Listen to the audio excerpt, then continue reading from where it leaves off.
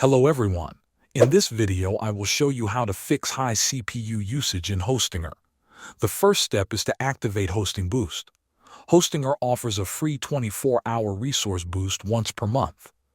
To use it, log into your hPanel and go to Hosting, then Manage, then Order, and finally Resource Usage. Here you will see a button called Boost Now. Click it to temporarily increase your server resources. This can help your website handle traffic spikes without overloading the CPU. The next step is to check for malware.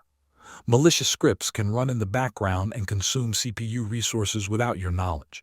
Hostinger has a built-in malware scanner that can detect and remove harmful files. Run the scanner regularly and delete any files that are flagged as dangerous.